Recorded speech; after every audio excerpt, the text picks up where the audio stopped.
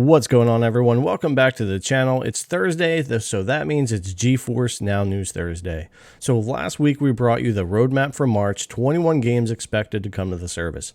But so far, ever since they started this roadmap back in January, we've always gotten extra games. Shoot, I think last month it was like 18 additional games. So with this month, it seems to be no different. We're getting a drop or two this week as well. We have 9 games coming to Geforce Now this week. 5 of those were not announced in last week's roadmap for March, and 4 of them were. So we're going to go over what those were, but what's the big deal? What's going on this week? Why are we getting so many extra games? And what's happening with that? Well, I want to read a couple of blurbs from the blog post that explains it best, and it really has to do with more support for the GOG store. So before I go over that, it's a great time if you haven't already. Subscribe to the channel, thumbs up, ring the bell, your comments, all that really helps the channel. I really appreciate it. And if you haven't already been subscribed here, it's a great time to do so. I do this every single Thursday. I also cover tons of game testing on cloud, consoles, and PC. So if that's something you're interested in and you haven't subbed yet, please think about giving the channel a sub. So let's go check out what we're seeing over here for this week in the GOG store.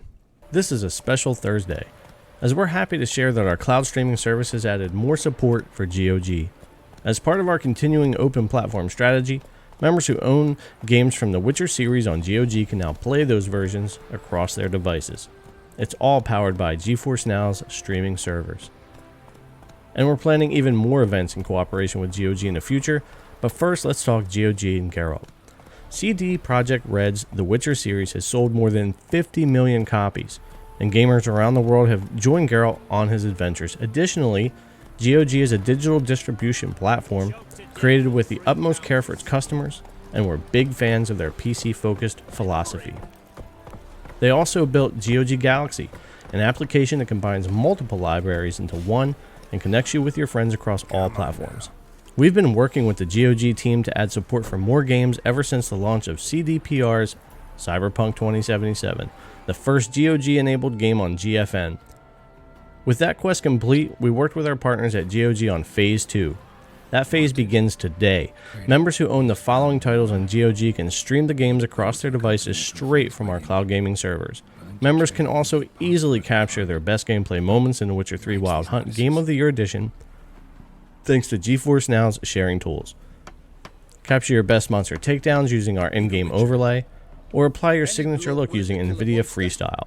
And with Ansel, you can compose the perfect photo of Geralt from any angle of CDPR's beautiful open world. So that's what they have to say over in the blog post, and it kind of says it best. That's why I kind of wanted to read over that. Their support for GOG is expanding. Sounds like there's a lot more to come, and I think the Witcher series is pretty good support. It's pretty good to bring over to GFN for the GOG store for everybody that wants that there. I've been playing it already on Steam and Epic Game Store, but it's awesome to see it added like this. So what are the full list of 9 games then this week? Let's take a look at that. So let's start with the 5 games that weren't announced in last week's roadmap. Thornbreaker: The Witcher Tales from GOG Store, The Witcher Adventure Game GOG, The Witcher 2 Assassins of Kings Enhanced Edition GOG, The Witcher 3 The Wild Hunt Game of the Year Edition GOG, and Stronghold Warlords new release on Steam. And then for the other 4 games making our 90s were announced last week: Monster Energy Supercross, Pascal's Wager Definitive Edition, Uno from Steam, and Workers and Resources Soviet Republic. So that's our 9 games for this week. 5 of those were not announced in last week's roadmap, and we've got a lot more GOG store support, and they're also starting to push their Freestyle, Ansel, and other features throughout Geforce Now.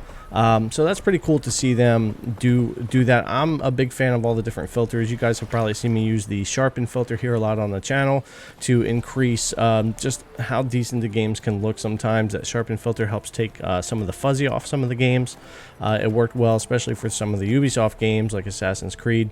I have a video of that on the channel if you want to check it out, where using the sharpening filter kind of helped take away some of that softness and look pretty good. So alright guys, that's going to do it for this week. Kind of short and sweet. Our 9 games, 5 surprises, more GOG support, and they're pushing their features a little bit more there for Geforce Now. So thanks a lot for coming to watch. I really appreciate it. If you haven't already, subscribe, thumbs up, ring the bell, leave me your comment down below. And again, thanks for watching, and I'll see you guys in the next one.